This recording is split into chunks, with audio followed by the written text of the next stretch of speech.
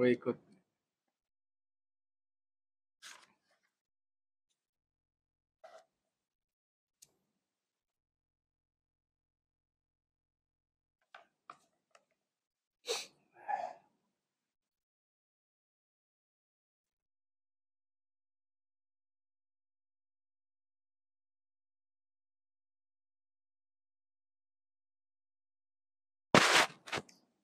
فاتح إلى سيدنا وحبيبنا سيدنا رسول الله محمد بن عبد الله وعلى آله وأصحابه وأزواجه وذريته وأهل بيته وإلى حضرة النبي الفاتحة. أعوذ بالله من الشيطان الرجيم. بسم الله الرحمن الرحيم.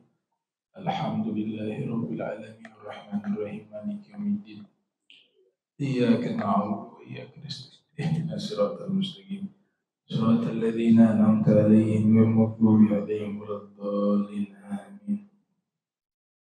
Assalamualaikum warahmatullahi wabarakatuh. Alhamdulillahilladzi anzala al-Qur'ana bilisanin arabiyyin mubin. Tsumma salatu wassalamu ala sayyidina Muhammadin al-mab'uuthi rahmatan lil alamin wa ala alihi wa sahbihi ajma'in. Amma ba'du. Qala al-musannif rahimahullah wa radiyallahu ta'ala anhu wa ardhah wa nafa'ana bihi wa bi ulumihi wa amaddana bi asrarihi wa a'adana min barakatihi fid darain. Radiyallahu ankum wa bil akhirati hum yuqinun ay wa ya'taqiduna i'tiqadan jaziman la yulabisuhu syakkun au irtiyabun bidaril akhirah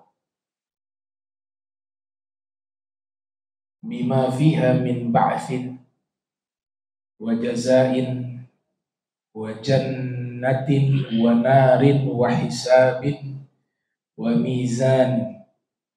Wa innama summiyat ad-darul akhirah li'annaha ba'da dunya. Ulaika ala hudam min rabbihim ay ulaika muttasifun bima taqaddam minas sifatil jalilah ala nurin wa bayanin wa basiratin minallah wa ulaika humul muflihun ay wa ulaika humul faizun bidarajatil aliyati fi jannatin na'im. Alhamdulillah, kita sampai kepada pembahasan muqaddimah surat Al-Baqarah, di mana sampai kepada firman wabil akhirati hum yuqinun. Mereka yakin kepada akhirat.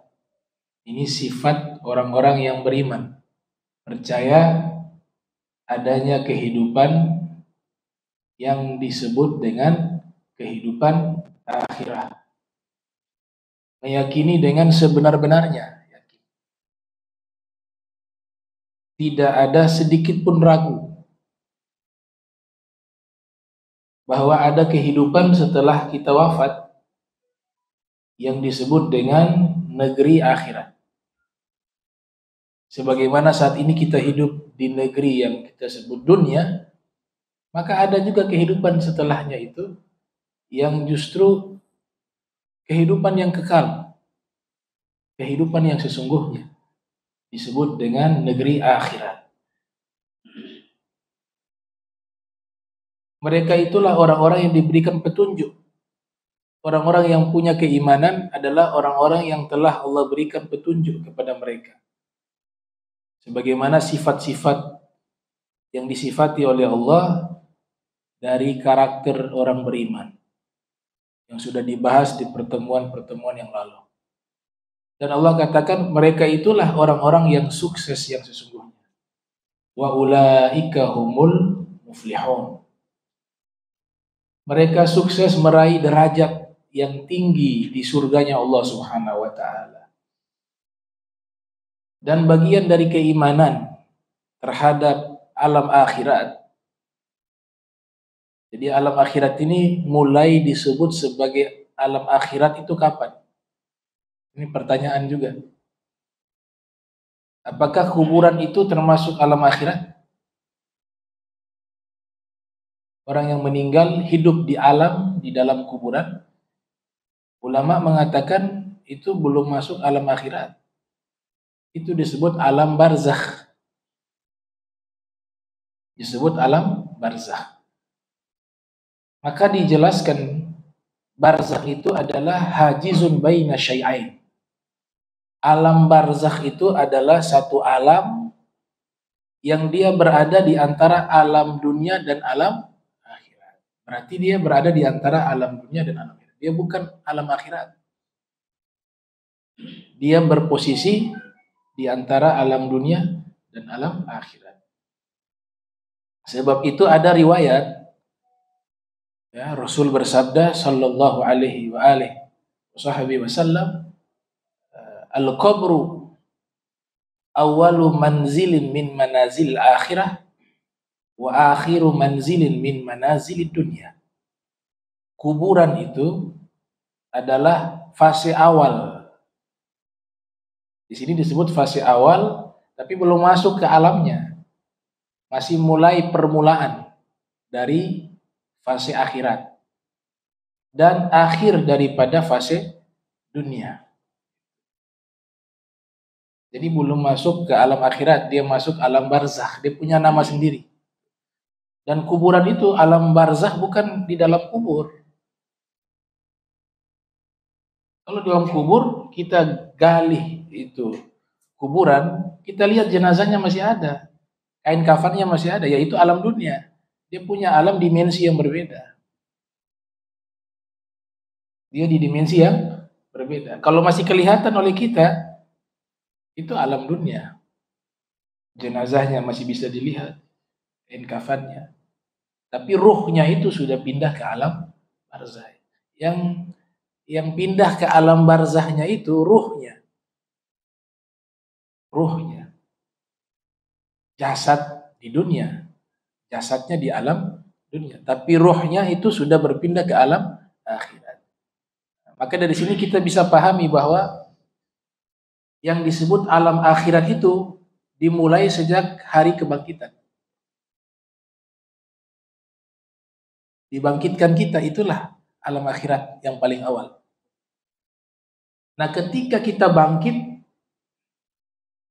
Al-Imam Abu Hamid Al-Ghazali yang lahir 450 Hijriah, wafat 505 Hijriah, menyatakan kita bangkitnya dengan ruh dan jasad.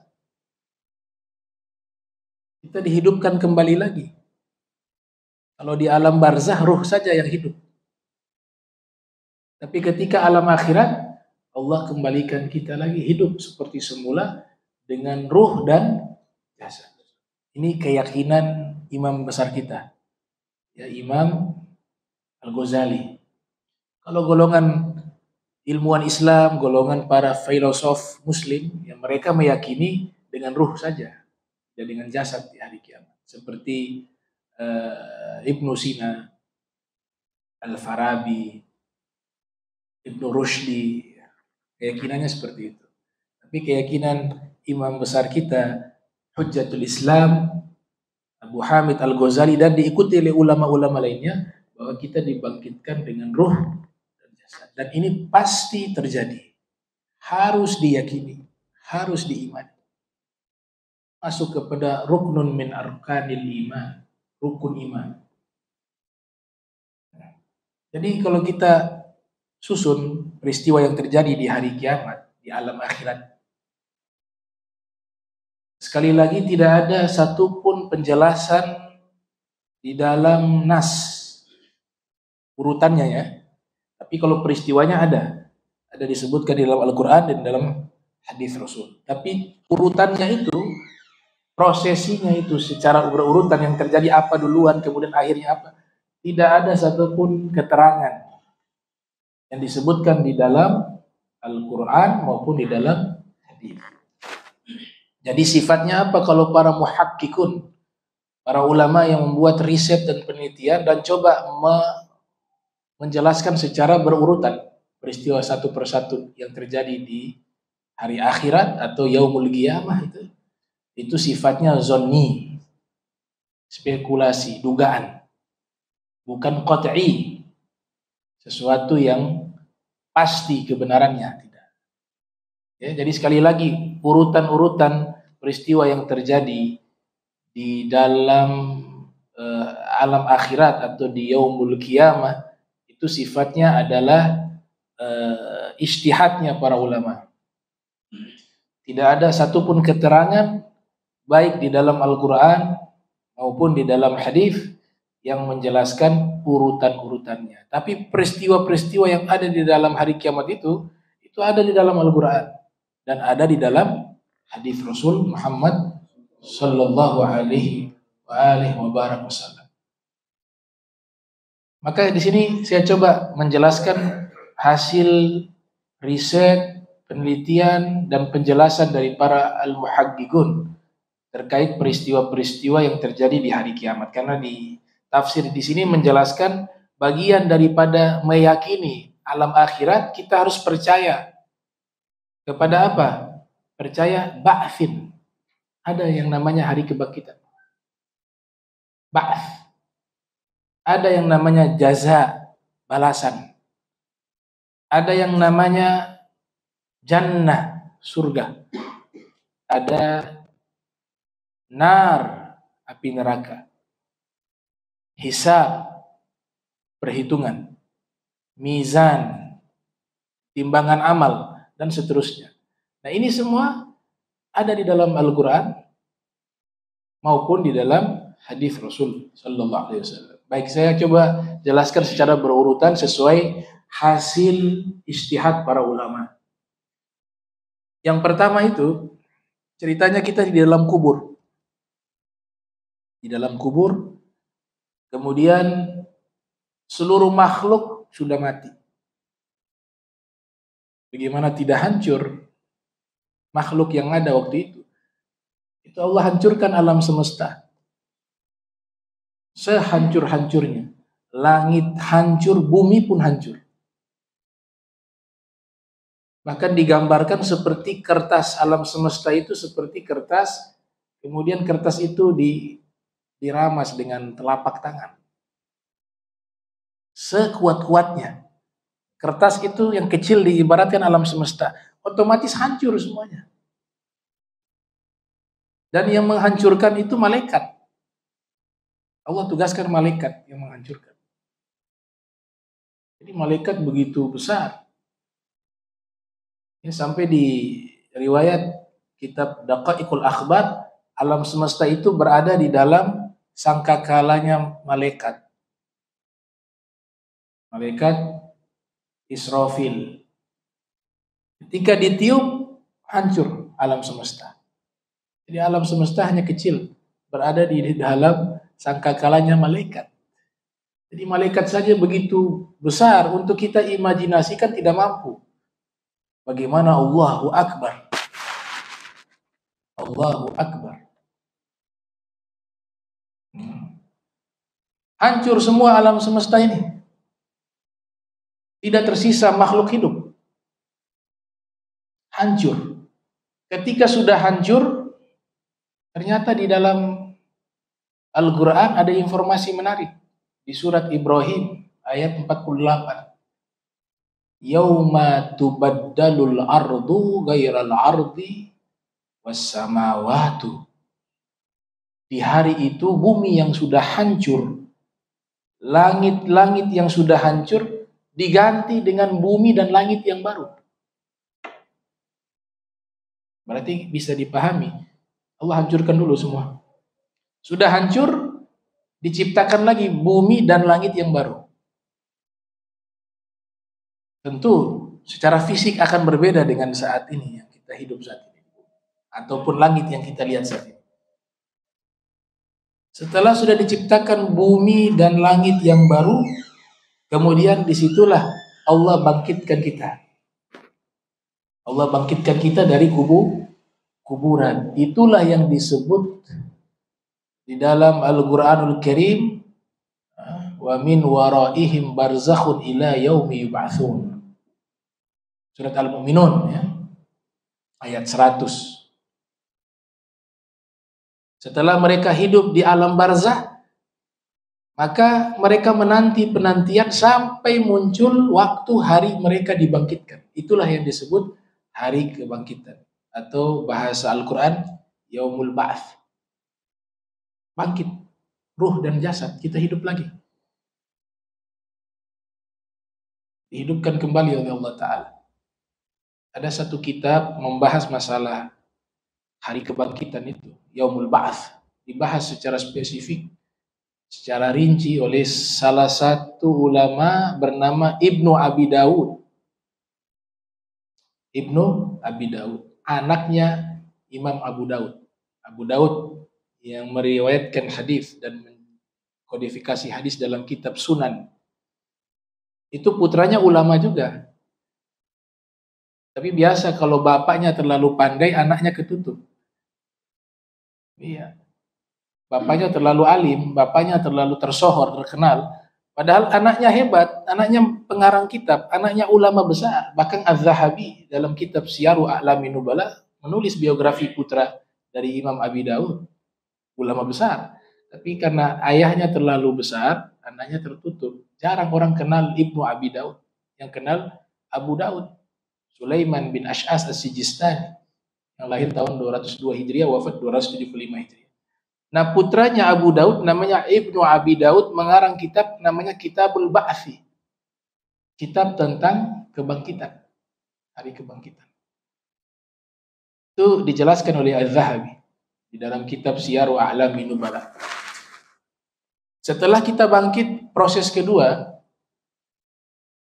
kita dihimpun, digiring, berada di satu tempat, satu lokasi yang disebut dengan Al-Mahsyar. Di dalam Al-Quran disebut di surat Al-Anfal, Thumma ila rabbihim yuhsyarun. Kemudian mereka digiring menuju kepada pencipta mereka. Ini lokasi padang mahsyar. Sebagian ulama menjelaskan lokasinya di Palestina, di Baitul Maqdis. Itulah padang mahsyar nanti. Ada riwayat yang menerangkan hal itu. Ya, nanti kita semua digiring di tempat itu. Salah satu ulama bernama Syekh Mahir Ahmad As-Sufi ya, menulis kitab berjudul Bidayah Yaumil Qiyamah, permulaan hari kiamat. Di situ membahas tentang Ardul Mahsyar, lokasi dihimpunnya manusia, dan dijabarkan di situ ada salah satu riwayat, artinya masih banyak riwayat yang lain ya. Ada perbedaan lah di kalangan para ulama. Tapi ada satu riwayat menerangkan tempatnya itu tempat padang mahsyar, dihimpunnya manusia seluruhnya, itu letaknya di Palestina, di Baitul Maqdis,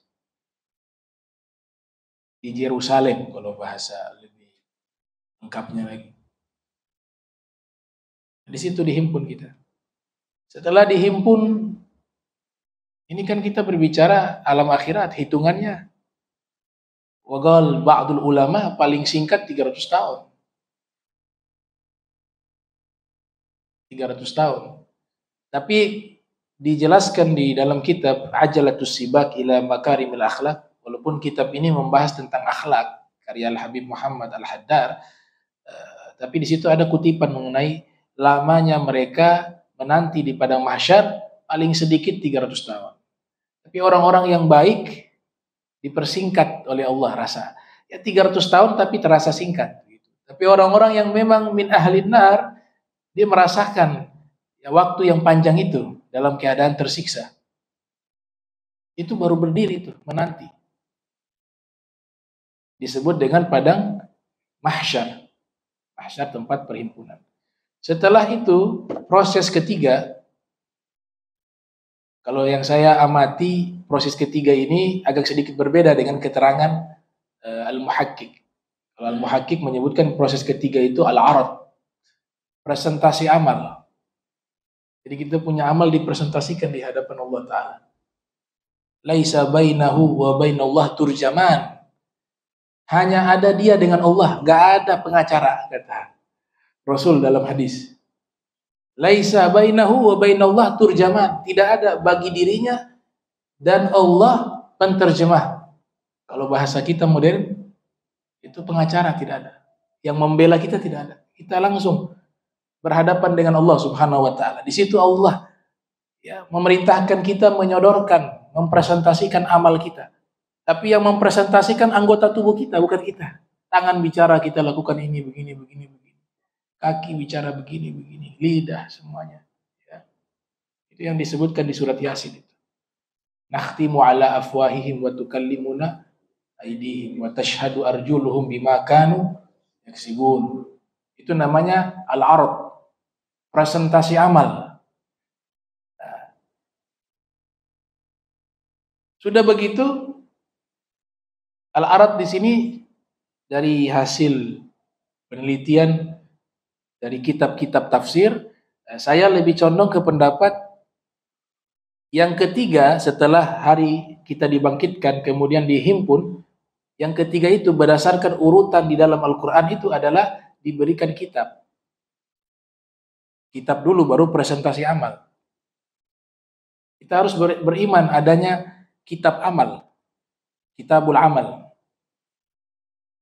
Kitab amal ini disebutkan di dalam surat Al-Kahfi dan di surat Al-Insyiqaq juga ada. Wa wudi'al kitabu fataral mujrimina mushfikina mimma fihi wa yaquluna ya wailatana ma li hadzal kitabi la yughadiru saghiratan wala kabiratan illa ahsaha wa wajadu ma 'amilu hadiran wa la yadhlimu rabbuka ahada. Ini ayat ini bercerita bahwa di hari kiamat nanti diberikan kitab. Nah, kau melihat orang-orang pendosa, orang-orang yang melakukan kejahatan, mereka itu ketakutan. Ketika mereka diberikan kitab tersebut, mereka mengatakan, ini buku apa ini? Kok semua amal buruk kita tercatat? Baik yang kecil maupun yang la yughadiru saghiratan wala kabiratan illa ahsaha. Berarti ada di yaumil akhir itu yang disebut dengan kitab amal. Saya simpulkan kitab amal ini ada 3 golongan. Ada yang menerima dengan tangan kanan. Mereka itu disebut ashabul yamin. Dan mereka itulah yang disebut sebagai ashabul jannah. Penghuni surga. Orang-orang yang selamat. Sisi kanan diberikan. Fa'amma man utiya kitabahu biyamini fasawfa yuhasabu hisaban yasira wa yanqalibu ila ahlihi masrura. Allah. Ya. Maka mereka diberikan kitab dari tangan kanan.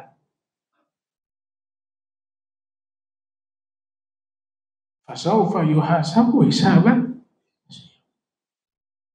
wa yanqalibu ila ahlihi.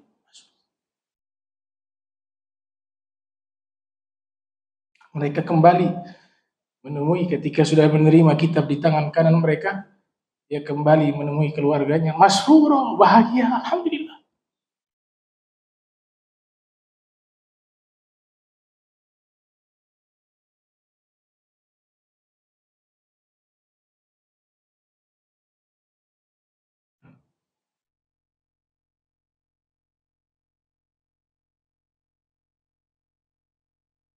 Wa amma man u'tiya kitabahu wara'a dhahri. Dan ada juga yang diberikan kitab dari belakang punggungnya. Fasawfa yad'u thubura wa yasla sa'ira. Maka dia dipanggil celaka dia. Binasa dia. Dia dipanggang di neraka sa'ira. Itu yang diberikan kitab dari belakang. Ada juga yang diberikan kitab dari tangan kirinya. Wa amma man utiya kitabahu bishimali fayaqulu ya laitani lam u'ta kitabiyah. Di surat yang lain ya. Ada yang diberikan kitab, dia terima dengan tangan kirinya, maka dia mengatakan, aduh celaka saya. Celaka, seandainya saya tidak diberikan kitab kepada saya lewat tangan kiri. Itu simbolik bahwa yang terima dengan tangan kanan, dia selamat. Yang terima kitabnya dari belakang, dia binasa. Yang terima kitab itu dengan tangan kirinya, dia juga celaka. Makanya perbuatan baik selalu diawali dengan sisi kanan. Disunahkan. Itu baru proses ketiga tuh. Setelah kitab kita terima semuanya, baru masuk ke fase keempat. Sesuai ayat tadi. Ayat tadi menyebutkan apa? Diberikan kitab dulu baru dihisab. Maka yang keempat itu hisab. Fasaufa yuhasabu hisaban yasira. Itu urutan dalam Al-Quran tuh. Sudah terima kitab belum selesai. Masih ada perhitungan. Ada hal menarik di sini. Rasul SAW bersabda, Man husiba udziba. Siapa yang dihisab, diazab. Siapa yang dihisab, diazab. Maka istrinya Rasul, ini termaktub dalam kitab Sahih Al-Bukhari. Imam Bukhari meriwayatkan lahir 194, wafat 256 Hijriah. Ya Rasulullah, bukankah di Al-Quran mengatakan fasaufa yuhasabu hisaban yasira? Maka orang yang baik tadi terima kitab dengan tangan kanan, kan dihisab dengan hisab yang ringan. Tapi engkau bersabda bahwa orang yang dihisab diazab. Apa jawaban Nabi? Wa inna ma dzalikal arad. Walakin man nuqisal hisab yahlik. Yang dimaksud di ayat tersebut ternyata bukan hisab. Tapi apa? Presentasi amal. Nah, orang yang kena hisab, kata Rasul, dia itu celaka dan binasa. Makanya saya selalu melarang untuk membaca doa yang salah. Allahumma hasibni hisaban yasira. Ya Allah, hisablah saya dengan hisab yang ringan. Jangan doa seperti itu. Nabi katakan hadis Sahih Bukhari, hisab itu azab. Tapi yang diajarkan apa? Doa minta masuk surga bighairi hisab, tanpa hisab. Allahumma inni as'aluka al-jannata bighairi hisab. Ya Allah, aku meminta kepadamu surga tanpa hisab. Wah, nanti kelak juga di yaumil qiyamah Rasul bersabda sallallahu alaihi wasallam, ada 70.000 umatku masuk surga tanpa hisab. Yadkhulul jannata min ummati sab'una alfa bighairi hisab. Kelak akan masuk ke dalam surga dari umatku 70.000 orang. Mereka masuk ke dalam surga tanpa hisab. Kalau kita renungkan 70.000 dengan jumlah umat Islam yang begitu banyak, hampir miliaran, itu sedikit sekali. Maka dijelaskan di dalam riwayat yang lain oleh para ulama, oleh para muhadditsun, kita ini umat terbaik. Kuntum khaira ummah ukhrijat linnas ta'muruna bil ma'ruf wa tanhauna 'anil munkar wa tu'minuna billah. Kita umat terbaik, masa yang masuk surga tanpa hisab hanya 70.000 orang. Dijelaskan bahwa setiap masing-masing dari 70.000 orang itu, mereka bisa juga memberikan syafaat kepada orang lain yang kelak juga masuk surga sebab syafaat mereka tanpa hisab. Jadi 70.000 nih. Nanti tiap-tiap mereka kasih syafaat juga. Syafaat paling tertinggi kan syafaat Rasul Muhammad SAW. Kemudian syafaatnya para anbiya, para rasul. Kemudian syafaatnya orang-orang soleh, para aulia, para solehin. Ya, yang 70.000 kita husnuzon, yang mereka ini dah. Nah, mereka nanti memberikan pertolongan kepada umat Islam di yaumil qiyamah, yang ditolong oleh mereka juga nanti masuk surga tanpa hisab. Contoh sederhananya begini. Kalau bicara dunia deh. bicara dunia, kepala negara, presiden. Itu kalau mau masuk ke mana kan pakai pemeriksaan. Tapi kalau presiden khusus dia. Betul tidak? Presiden itu masuk langsung sama rombongan. Tapi kalau orang biasa ditahan dulu, diperiksa pakai alat detektor. Tasnya apa tasnya. Nah kita kalau nebeng ikut presiden yang manggil, kalau ikut saya, ikut. Kalau kita ikut rombongan presiden, kita akan sama dengan presiden, gak perlu diperiksa lagi, langsung masuk. Gak ada lagi hisap-hisap, gak ada. Nah itu sama halnya dengan yang terjadi di hari kiamat. Kalau yang manggil kita Nabi Muhammad, selesai. Ngasih syafaat Rasul. Atau yang di bawahnya, para anbiya, para rasul. Atau yang di bawahnya, para aulia, para solihin. Syekh Abdul Qadir Jailani misalnya manggil kita. Ini dia di dunia sering doa sama saya, sering fatihah sama saya. Ikut.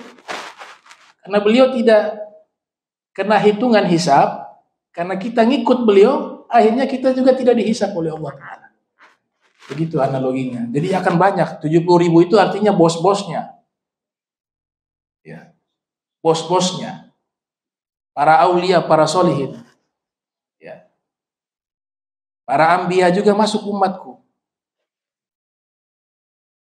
Wah, sebagian ulama mengatakan dibedakan. Di situ hadis itu berbicara hanya umat Islam. Artinya Rasulullah dengan sahabatnya, ahlul baitnya, para ulama itu. Kalau para anbiya punya kelas berbeda lagi. Nah, jadi pemahamannya seperti itu. Kalau hanya 70.000 saja berarti kita ini gak lolos. Kita mau minta kepada Allah, ya Allah masukkan saya surga tanpa hisab, tapi kau tanya itu hanya 70.000. Wah, sahabat saja 124.000 orang. Sahabat. Menurut salah satu pendapat Ibn Hajar Al-Asqalani dalam kitab Al-Isabah fi Tamyiz Shahabah, kurang lebih jumlahnya sama dengan para anbiya dan para rasul, 124.000. Itu sudah habis kota.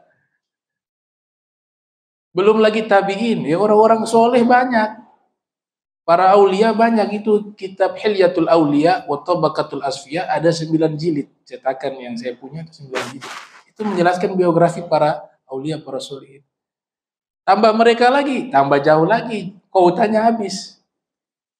Kalau zaman sahabat saja kuota kita habis. Seandainya sahabat ini semuanya, insya Allah masuk surga tanpa hisab. Selesai kita.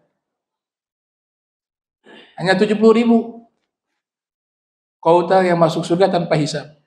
Sahabat 124.000 habis. Gak dapat kita. Tapi pemahamannya bukan begitu. Mereka nolong kita, syafaat kepada kita. Kita ikut mereka masuk surga tanpa hisab. Makanya harus punya hubungan dengan mereka. Harus punya ta'alluq dengan mereka, cinta kepada para aulia, cinta kepada kaum solihin. Nah, kita masuk dalam golongan itu. Kalau kita hidupnya masa bodoh, ya di sana juga akan kita diabaikan. Gitu. Diabaikan. Nanti susah sendiri di yaumul qiyamah. Mau modal apa? Modal sholat, modal puasa. Pas-pasan, sholat kita banyak kekurangan. Gitu. Mereka ini yang dikasih jatah oleh Allah untuk memberikan syafa'ah. Sudah keberapa? Keempat. Setelah hisab, masuk ke fase kelima, timbangan amal, mizan. Nah, ini mizan timbangan beda lagi nih, ditimbang lagi. Wah, ini Imam Ghazali menulis kitab berjudul Mizanul Amal, timbangan lahir 450, wafat 505 Hijriah.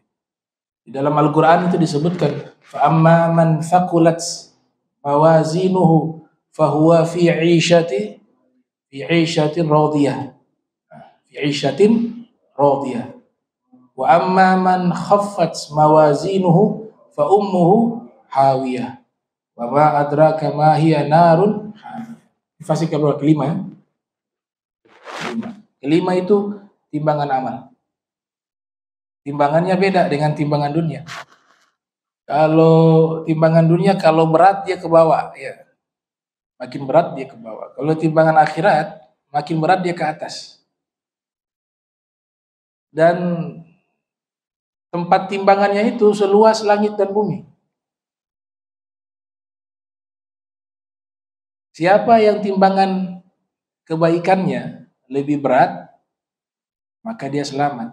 Makanya di Al-Quran, di surat apa tadi? Surat Al-Qari'ah ya.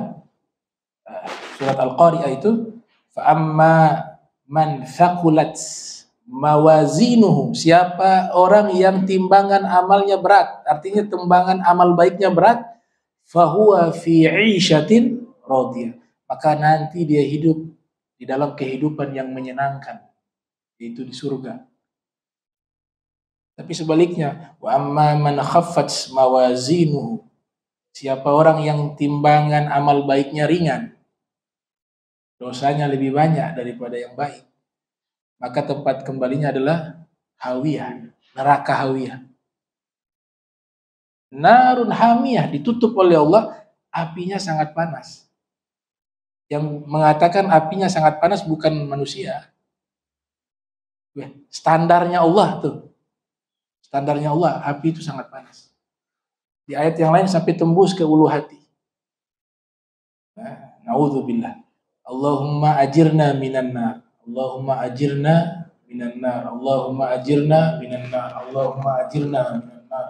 Allahumma ajirna minan nar. Allahumma ajirna minan nar. Allahumma ajirna minan nar. Itu yang kelima itu. Mizan. Setelah mizan, fase ke-6, yaitu melintasi jembatan Sirat. Kalau golongan Mu'tazilah gak percaya adanya sirat. Memang benar, gak ada dalil ya. Kalau tadi semua ada ya, saya sebutkan dalam ayat Al-Quran ada. Tapi kalau jembatan sirat di dalam Al-Quran gak ada. Adanya tafsiran. Kalau mizan disebutkan mizan, disebutkan hisab, disebutkan hisab. Kitab disebutkan kitab. Makanya ini wajib nih. Nah, golongan Mu'tazilah gak percaya sirat, gak ada sirat karena di dalam Al-Quran tidak ada.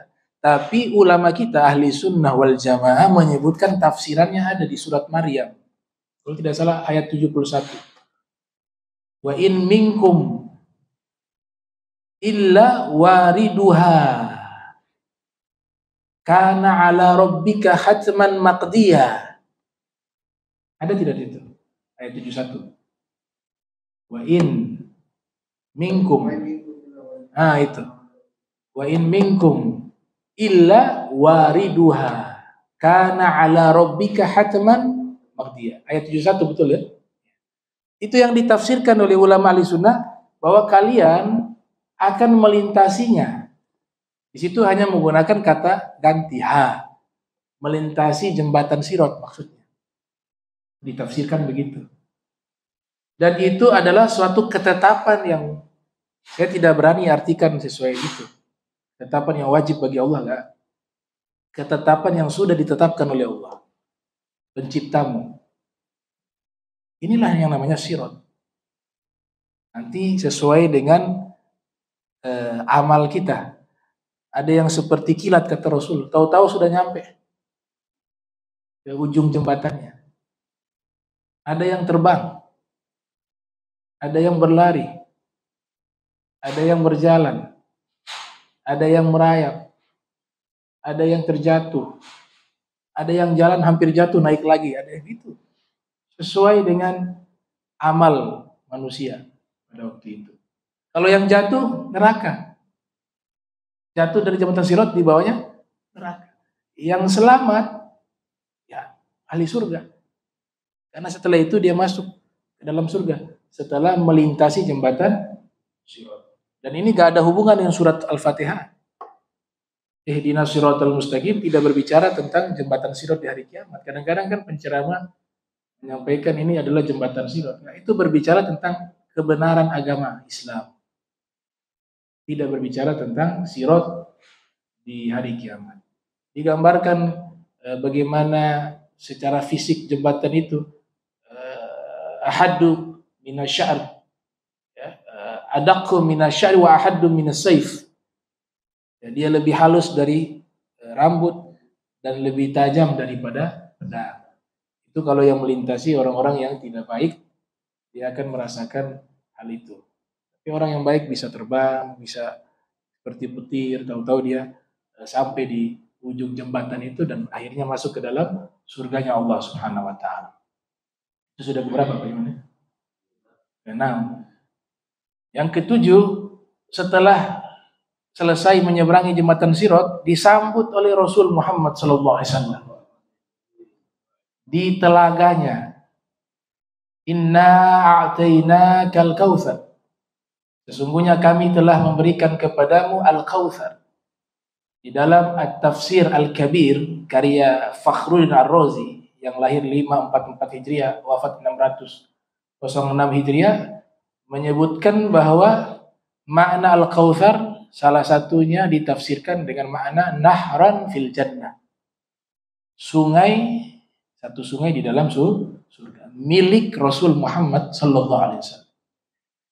Sebagian lainnya mengatakan bahwa setiap para nabi punya telaga di dalam surga. Sebagian lainnya mengatakan enggak, telaga itu hanya khusus milik Rasul Muhammad sallallahu alaihi wasallam. Beberapa riwayat memang berbeda. Saya ada menjelaskan di kitab At-Ta'liqat Al-Jauhariyah, syarah dari Al-Arba'in Al-Buldaniyah, ada pembahasan mengenai telaga Rasul di situ. Saya ambil dari merujuk beberapa kitab ulama. Memang ada beberapa riwayat mengatakan telaga Rasul itu sebelum jembatan Sirat. Jadi ke telaga dulu, baru setelah itu lanjut ke jembatan Sirat. Ada riwayat seperti itu. Ada juga riwayat mengatakan telaganya itu berada setelah menyeberangi jembatan Sirat. Bahkan ada riwayat ketiga mengatakan bahwa jembatan Sirat, telaga itu adanya bukan di awal jembatan Sirat dan bukan di akhir jembatan Sirat, tapi adanya hanya di dalam surga. Berarti ada 3 pendapat ini. Saya pakai metodologi imam kita yang sudah diakui, Imam Syafi'i, yang lahir tahun 150, wafat 204 Hijriah. Imam Syafi'i ini, beliau ini sebagai penemu ilmu baru di zaman itu ya. Sekarang sudah jadi ilmu yang dipelajari, tapi di zaman itu ilmu ini belum ada, yaitu ilmu mukhtalafil hadis, ikhtilaful hadis. Jadi 3 riwayat ini seakan-akan kontradiksi. Yang satu meriwayatkan di depan Sirat, yang satunya di akhir Sirat, yang satunya tidak ada di depan dan di akhir Sirat, tapi adanya di surga. Padahal ini riwayat semua ini. Imam Syafi'i pakar dalam masalah ini. Dibuat undang-undang khusus di dalam memahami hadis-hadis yang semacam ini. Prinsip dasarnya bahwa tidak mungkin hadis Nabi saling bertentangan. Itu yang pertama. Karena yang Rasul sampaikan wahyu, tidak mungkin salah. Tapi butuh pemahaman untuk memahami apa yang dimaksudkan oleh Rasulullah SAW. Itu tidak mudah. Harus jam'un nusus. Dikumpulkan semua nas-nas tersebut. Maka Imam Syafi'i membuat undang-undang memahami hadis-hadis yang seakan-akan terjadi kontradiksi, itu 3 cara.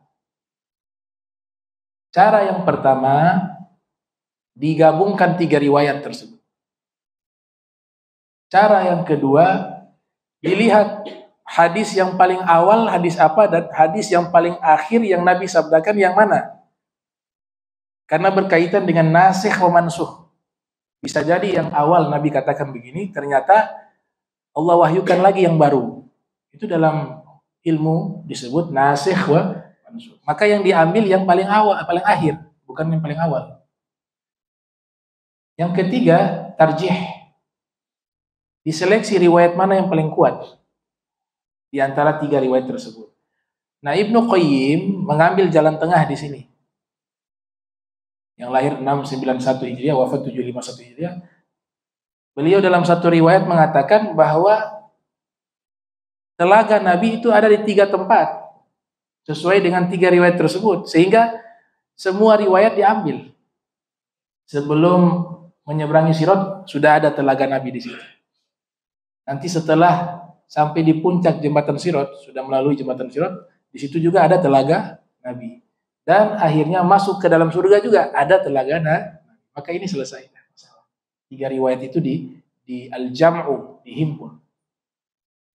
Ciri-ciri daripada telaga Rasul sallallahu alaihi wasallam disebutkan di dalam Sahih Al-Bukhari.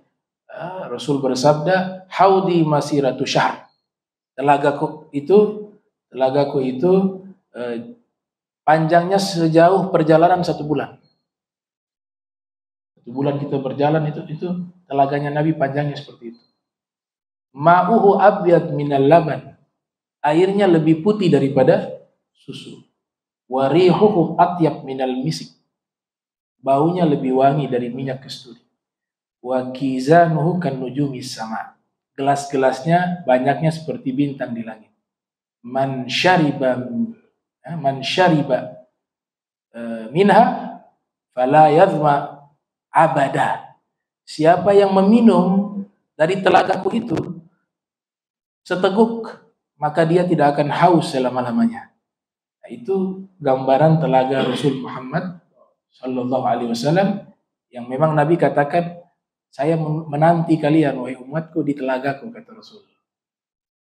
Saya menanti kalian wahai umatku di telagaku, kata Rasul Muhammad sallallahu alaihi wasallam. Nah, setelah itu baru kita masuk yang disebut dengan surga. Wasari'u ila magfiratin min rabbikum wa jannatin arduhas samawatu wal ard. Bersegeralah menuju kepada ampunan Allah dan surga yang luasnya meliputi 7 langit. Jadi surga itu dia punya luas itu meliputi 7 kali langit. 7 langit itu kan satu samawat itu selalu disebut dengan 7. Langit itu ada 7 lapisan. Nah, luasnya surga itu 7 lapis langit. Satu langit saja gak tembus-tembus manusia. Astronom itu terbang masih belum sampai langit ke-1. Masih di langit dunia itu. 7 lapis langit dan bumi. Itu luasnya surga. Uiddat lil muttaqin. Disiapkan hanya untuk orang-orang yang bertakwa kepada Allah Subhanahu wa taala. Alladzina yunfikuna fis sarra'i wad dharra'i wal kadhimina al ghaidh wal 'afina 'anil nas wallahu yuhibbul muhsinin. Nah, ini gambaran yaumul qiyamah. Dan Ibnu Katsir menulis kitab khusus.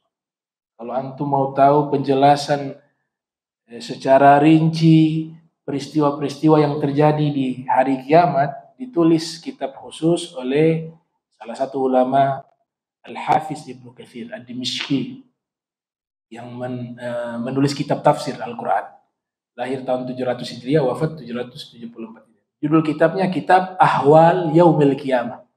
Pakai hadada. Kitab Ahwali Yaumil Qiyamah. Yaitu keadaan-keadaan mencekam yang terjadi di hari kiamat. Judul kitabnya Al-Hafiz Ibnu Katsir. Nah, ini mungkin pembahasan kita urutan ya peristiwa yang terjadi di hari kiamat dan wajib mengimani seluruhnya tadi. Mulai dari ba'ats, kemudian mahsyar, ya. Kemudian apa lagi? Kitab, pemberian kitab, al-hisab, al-mizan, kemudian telaga, kemudian juga sirat, ya, ahli sunnah wal jamaah mengimani itu, dan adanya al-jannah surga ataupun an-nar api neraka, ya. Mudah-mudahan Allah taala masukkan kita ke dalam surga bighairi hisab. Allahumma inna nas'alukal jannata bighairi hisab wala sabigil azab, ya, dan juga tidak diawali dengan azab, ya, maksudnya masuknya enak begitu, enggak ada proses yang susah, ya. Mudah-mudahan digabul oleh Allah Subhanahu wa taala, ya. Assalamualaikum warahmatullahi wabarakatuh.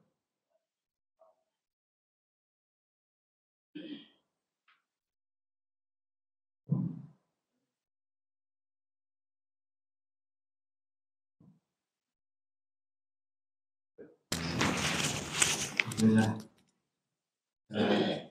Masih ada beberapa pertanyaan.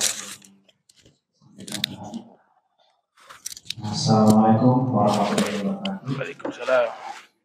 Untuk bertanya Habib tentang hukumnya seorang laki-laki atau seorang perempuan yang menikahi pasangannya yang memiliki keistimewaan yang Allah berikan berupa fisik yang cacat, yang mana satu badan namun mempunyai dua kepala. Ini bagaimana hukumnya? Apakah boleh menikahi orang tersebut? Syukran, jazakallah khair.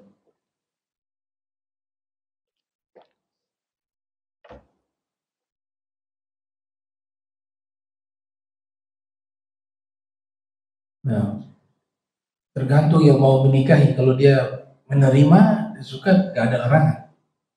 Justru dia mendapatkan satu kemuliaan yang luar biasa.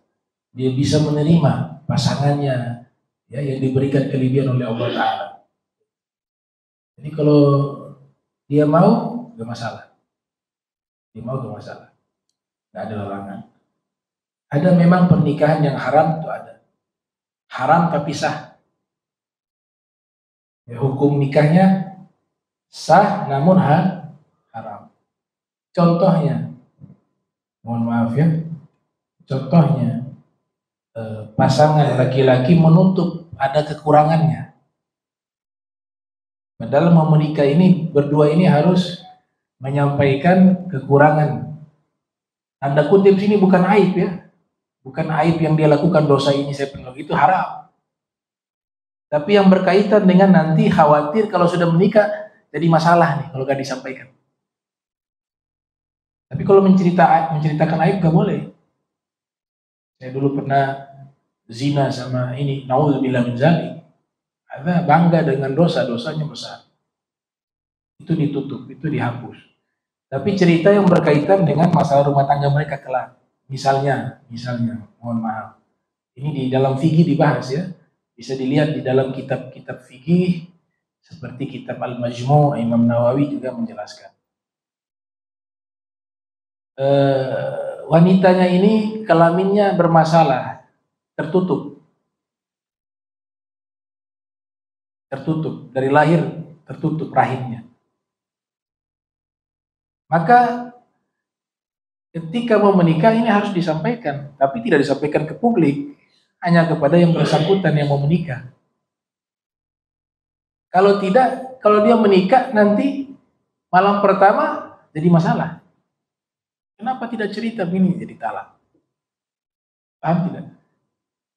Begitu juga yang laki-laki. Misalnya sudah dikebiri kemaluannya. Dan dia mau menikah dengan wanita tersebut. Wanita ini tidak tahu masalah ini. Kalau waktu itu diadakan pernikahannya sah. Tapi haram. Karena belum dikasih tahu. Nanti jadi masalah setelah menikah. Beda halnya begini, beda halnya dua-duanya sudah tahu. Yang perempuan misalnya menikah dengan laki-laki ini. Laki-laki ini sudah dijelaskan, saya punya kekurangan begini. Dikebiri saya misalnya. Zaman dulu kan banyak tuh orang-orang dikebiri. Apalagi yang kerja di kapal. Laskar Cengho itu dikebiri. Tahu Laskar Cengho? Dikebiri itu. Di zaman itu ya.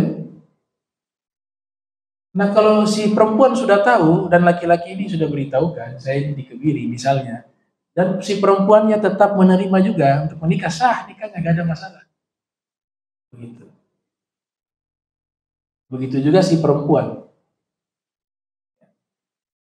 Nah kasus yang sama, kalau dia menerima orang yang diberikan kelebihan, saya katakan kelebihan karena mereka itu diciptakan oleh Allah dengan kondisi seperti itu, justru mereka diberikan satu pahala yang tidak dimiliki oleh orang-orang seperti kita.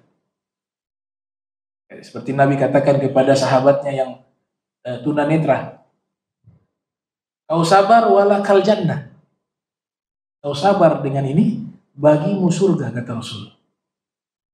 Artinya ada tambahan-tambahan pahala yang Allah berikan karena memang mereka menghadapi keadaan yang berbeda dengan kita, yang sulit. Tapi dibalas oleh Allah itu. Dan Allah menciptakan itu tidak salah orang. Karena mereka mampu menerima itu. Kalau kita ini dikasih seperti ini, karena memang kita kalau dijadikan ciptaan seperti itu, kita gak kuat. Kita gak bisa. Kalah kita. Bisa frustasi kita, bisa depresi kita. Maka Allah tahu, orang yang memang dipilih untuk bisa menerima keadaan itu, Allah ciptakan seperti itu. Tapi Allah akan balas kebaikan yang berlimpah dia di akhirat. Kita gak bisa seperti itu, maka diciptakan seperti ini. Allah Maha tahu. Adapun hukum menikahnya, kalau laki-lakinya siap menerima atau sebaliknya, kan itu banyak tuh. Ya, menikah sudah saling menerima, sah, bismillah, dan banyak yang berhasil, bahagia rumah tangganya dan seterusnya. Tidak ada masalah itu. Yang penting tidak ada paksaan, keterpaksaan. Sesuatu yang dilakukan karena terpaksa itu hasilnya tidak baik. Bahkan beragama pun dikatakan jangan dalam keadaan terpaksa. Artinya ngajak orang lain masuk Islam gak boleh paksa. La ikraha fid din. Gak boleh maksa untuk orang masuk ke dalam agama Islam. Jadi hukumnya sah-sah saja, insyaallah.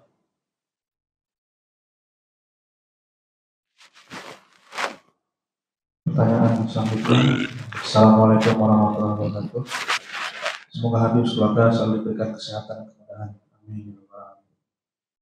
Habib, izin ada pertanyaan dari teman saya yang non-muslim. Ditanyakan bahwa di dalam Quran Allah hanya memerintahkan malaikat untuk bersujud kepada Nabi Adam alaihissalam.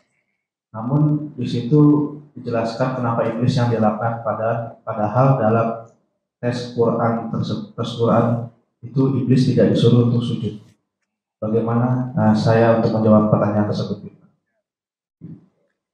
Wa qala Allah Ta'ala fil Qur'an wa idh qulna lil malaikati isjudu li Adam fasajadu illa iblis aba wastakbara wa kana minal kafirin.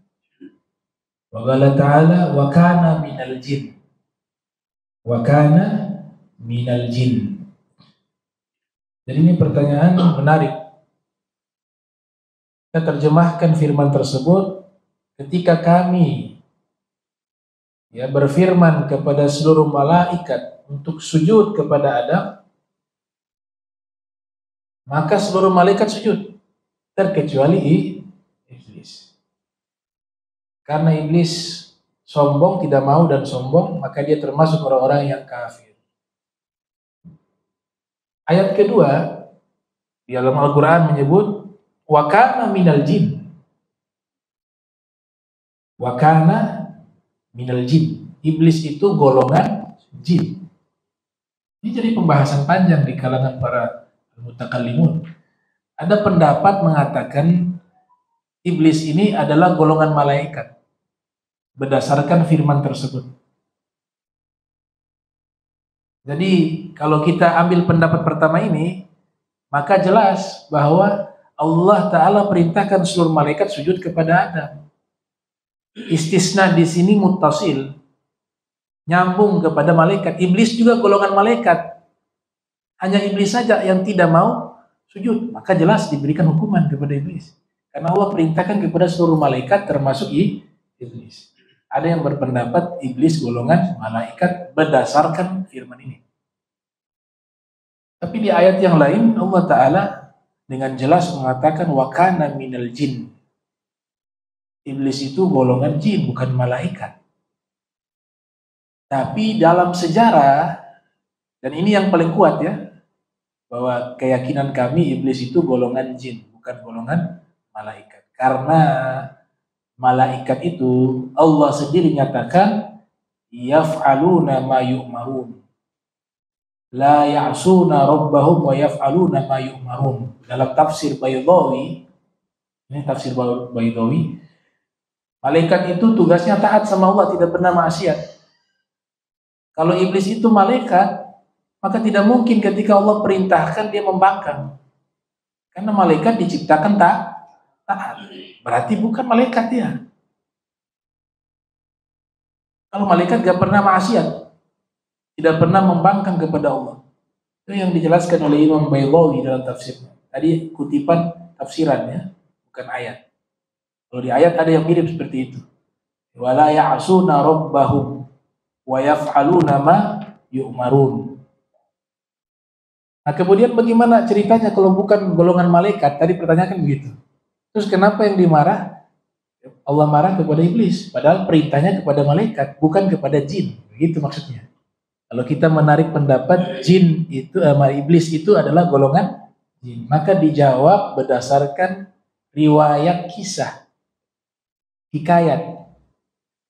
Ibn Katsir menceritakan dalam kitab Al-Bidayah wan Nihayah dan ulama-ulama lainnya bahwa ceritanya iblis ini diasuh oleh malaikat. Iblis diasuh oleh malaikat. Dulunya tinggal di bumi sebelum Nabi Adam. Mereka buat kerusakan. Allah perintahkan malaikat turun ke bumi untuk menghancurkan mereka. Sebagian dibuang ke lautan dan seterusnya. Panjang riwayat tersebut. Ditemukanlah satu anak jin yang bernama Azazil itu. Dirawatlah itu anak jin ini, tumbuh besar, yang rawat malaikat. Sampai akhirnya menjadi satu makhluk yang sangat taat kepada Allah, ahli ibadah. Dia ikut aktivitas malaikat. Semua yang Allah perintahkan dia taat. Cuma masalahnya hanya ketika diciptakan Nabi Adam. Saya lebih baik daripada dia. Khalaqtani min nar wa khalaqtahu min tin. Wa ana khairun minhu. Kau ciptakan saya dari api. Kau ciptakan Adam dari tanah. Saya lebih baik. Nah, situlah awal permulaan masalahnya. Nah, maka khitobnya ketika itu iblis bersama malaikat. Karena iblis diasuh oleh malaikat, dianggap dia sebagai golongan malaikat. Dan ketika Allah perintahkan itu, Allah juga berfirman kepada iblis yang ada di tengah-tengah malaikat. Karena iblis diasuh oleh malaikat. Ternyata semua malaikat taat sujud, iblis tidak mau sujud. Dan Allah bertanya, apa yang mencegah dirimu untuk tidak sujud kepada Adam? Dia mengatakan, saya lebih baik daripada Adam. Nah, maka tidak ada yang kontradiksi di ayat itu. Jelas, ayat itu menerangkan berkaitan juga dengan kisah. Bahwa iblis itu tinggal bersama malaikat. Dan Allah ketika memerintahkan kepada malaikat, di situ ada iblis juga. Iblis juga termasuk di situ. Karena dianggap juga sebagai golongan malaikat. Walaupun asalnya dia golongan bangsa jin. Nah, itu dalam kisah dijelaskan demikian. Makanya malaikat ketika sujud pertama, sujud sini bukan sujud ibadah, itu sujud penghormatan. Sujud penghormatan. Iblis tidak mau sujud, Allah murka kepada iblis. Malaikat bangkit dari sujud, melihat iblis dimurkai oleh Allah, diusir oleh Allah. Malaikat sujud kedua kali, sujud syukur karena taat kepada Allah. Dijadikanlah syariat di dalam sholat, sujud kita sujud 2 kali. Kalau kita pahami secara filosofi, makna sujud pertama sujud perintah, sujud kepada Allah. Makna sujud yang kedua sujud syukur, Allah izinkan kita sujud kepadanya. Kalau bukan karena Allah, kita gak akan bisa sujud kepada Allah. Ya. Semua karena kehendak Allah Subhanahu wa ta'ala. Nah.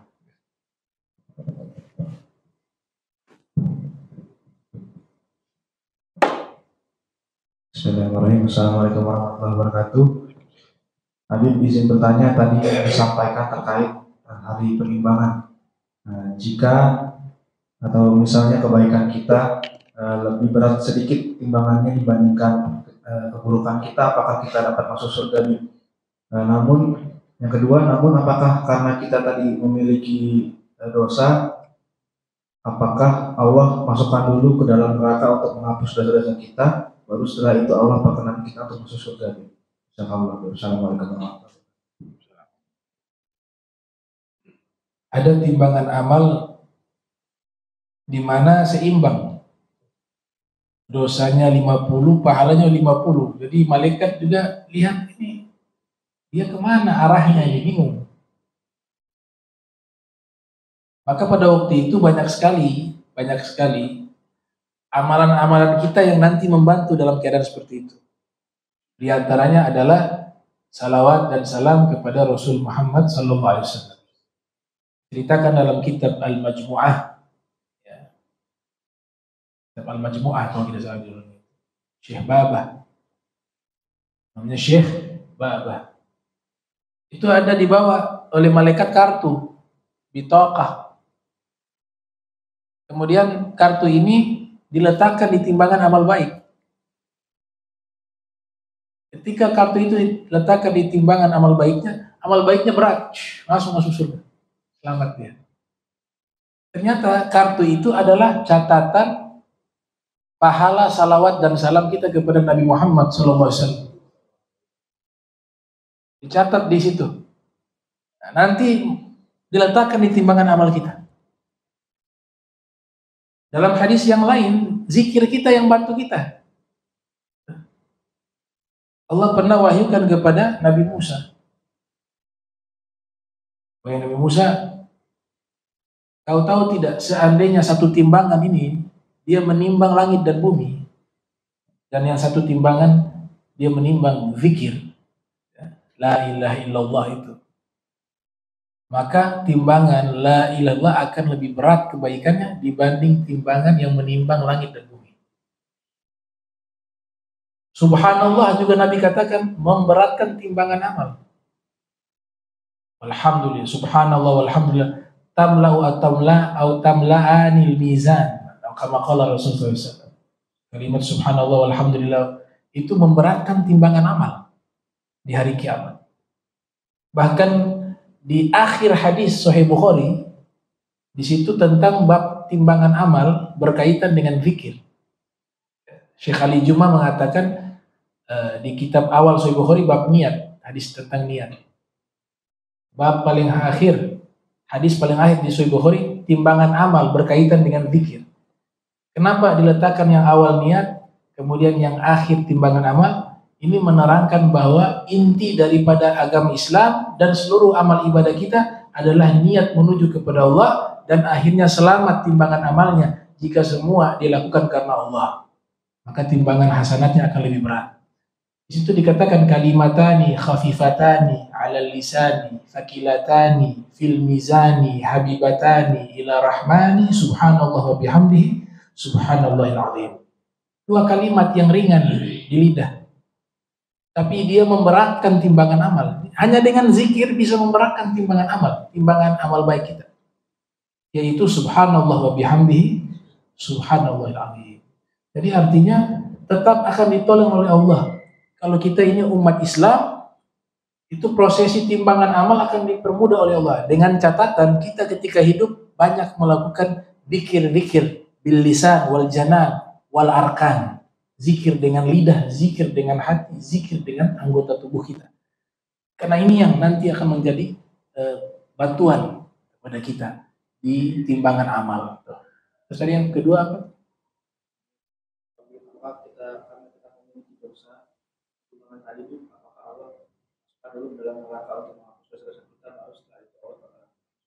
Nah, dosa yang sudah diistighfarkan dia tidak akan ditimbang. Ini kebaikan Allah kepada kita.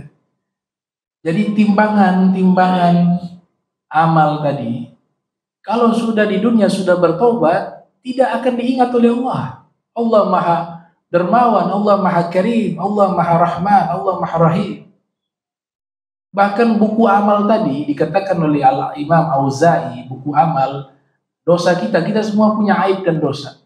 Tapi karena kita sudah bertobat kepada Allah di dunia, Allah tutupi aib kita dan Allah hapus catatan dosa itu di dalam kitab kita, sehingga bersih. Ini hebatnya Rabbul Alamin. Ya Rahman, ya Rahim. Inna rahmati sabagat ghadabi. Rahmatku mengalahkan kemurkaanku. Jadi maksud tadi ada kitab amal, ada hisab, ada mizan. Kesempatannya di dunia ini. Kita kalau menjadi hamba-hamba yang diperintahkan oleh Allah, sering-seringlah mohon ampun kepada Allah. Semua dosa itu Allah tidak akan perlu. Allah tidak akan ungkit. Allah tidak akan sebutkan. Allah tidak akan catat di situ. Sekalipun tercatat di buku amal, Allah akan menghapusnya. Makanya dikatakan istighfar itu menghapus seluruh catatan dosa.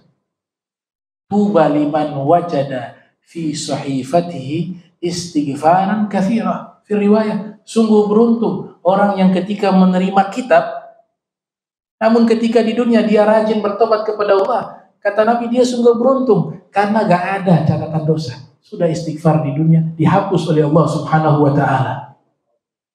Luar biasa. Jadi Allah ini Maha penutup aib, sayang kepada makhluknya.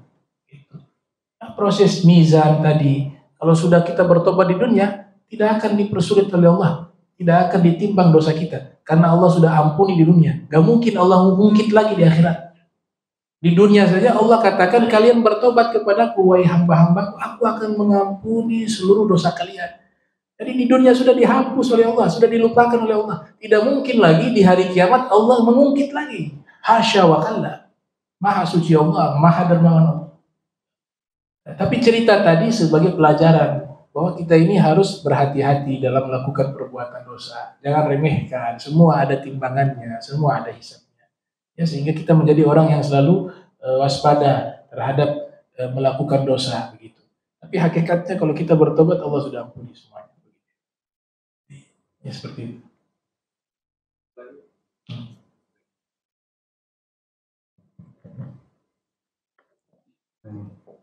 Bismillahirrahmanirrahim. Assalamualaikum warahmatullahi wabarakatuh. Izin tanya Habib, apakah menerima gratifikasi itu boleh di dalam hukum Islam, sedangkan di dalam aturan perusahaan sangat dilarang? Gratifikasi ya ada namanya hadiah, ada namanya sogokan ya, beda-beda tipis. Suap-suap. Ya. Ada kitab judulnya Kitab Ar-Ruh, ditulis oleh Ibnu Qayyim. Ya, walaupun ini membahas tentang masalah itu, masalah alam akhirat, tapi di situ ada keterangan menjelaskan perbedaan antara hadiah dan sogokan. Ya. Kalau hadiah, di situ kita berikan tanpa ada kepentingan apapun. Jadi kalau kita jadi orang biasa, dia kasih, itu namanya hadiah. Tapi ketika kita sudah punya jabatan, kemudian dikasih, itu namanya, ya, apalagi gak kenal kita sama dia. Dia kenal kita sebagai orang yang punya jabatan, bukan kenal sebagai saudara, bukan kenal sebagai sahabat. Iya kan? Kalau memang dia sebagai sahabat dari kecil memang suka berikan hadiah dan tidak punya kepentingan, itu namanya hadiah. Tapi ini orang bukan sahabat kita, bukan teman kita dari kecil, tidak punya jabatan, dikasih, ini namanya sogokan. Ar-rasi wal murtashi finnar. Yang menyogok dan disogok tempatnya di dalam neraka. Ini berbicara hukum umum begitu. Ya. Tapi kalau hanya ngasih tanpa ada kepentingan apapun, itu namanya hadiah. Kalau hadiah sih nggak ada larangan, halal. Ya. Nah, ini tergantung niat yang kasih dan yang menerima, dia bisa tahu nih ini namanya gratifikasi atau sogokan juga bisa masuk. Dia beda dengan sogokan ya. Dia berupa hadiah tapi diberikan karena ada satu kepentingan. Gitu. Kalau sogok jelas-jelas ya dia kasih memang sudah jelas bahwa ini memang sogokan. Orang tahu nih yang kasih dan yang menerima tahu ini sogokan. Tapi kalau yang tadi itu samar-samar. Ya, syubhat antara hadiah dan sogokan dia berada. Bagaimana caranya? Dah ma yaribuk ila ma la yaribuk. Yang samar-samar ditinggalkan. Kerjakan yang meyakinkan gitu. Saya punya pemikiran kita lakukan sesuatu yang benar pasti ada nilai keberkahan. Atau kita berhati-hati menjaga diri kita dari hal yang tidak benar. Di situ Allah akan ganti sesuatu yang lebih baik daripada itu. Man taraka syai'an lillah abdalallah khairan minhu. Siapa orang meninggalkan sesuatu karena takut kepada Allah, ini perbuatan tidak baik, maka Allah akan mengganti sesuatu yang lebih baik daripadanya. Tapi saya mengutip pada pendapat salah satu tokoh. Ada zaman kita ini sudah jadi sistem ya. Sistem. Padahal dia punya kapasitas, kemampuan, tapi mau masuk di tempat ini harus ada bayar. Memang sudah sistem. Kita juga tidak menutup mata di sini. Kalau memang kamu layak untuk menempati posisi tersebut, tapi karena hanya sistem yang menghalanginya, takut nanti yang masuk bukan orang yang ahlinya, tapi yang banyak duitnya, karena uangnya, maka pada waktu itu diperbolehkan. Ini fatwa baru nih. Ada satu tokoh mengatakan, saya tidak perlu sebut namanya. Ya, saya mengatakan di sini ngikut usul fikih, kaidah usul fikih, ad-darurat tubihul mahdhurat. Keadaan darurat kadang-kadang membolehkan sesuatu yang dilarang. Tapi bigodri haja, tapi seukuran kebutuhan saja waktu itu. Jangan hanya kebiasaan sok sana sini. Kebutuhan waktu itu memang harus seperti itu. Karena kita kalah oleh sistem. Akhirnya apa? Yang punya kemampuan yang baik-baik ini gak bisa masuk. Karena tidak ikut sistem itu. Akhirnya yang masuk orang-orang yang tidak baik. Maka pada waktu itu dibolehkan sekedar hajat. Maka selayaknya para pejabat-pejabat yang punya wewenang untuk bisa merubah sistem-sistem yang keliru semacam ini, itu fardu ain bagi mereka untuk bisa merevisi lagi, ya, bagaimana sistem menerima tenaga kerja sesuai dengan kapasitas kemampuan, bukan karena masalah sogokan. Itu. Nah, sudah boleh. Subhanaka wa bihamdika asyhadu an la ilaha illa anta astaghfiruka wa atubu ilaihi wa sallallahu alaihi wa Muhammadin wa ala alihi wa sahbihi wa barik wasallam. Wassalamualaikum warahmatullahi wabarakatuh.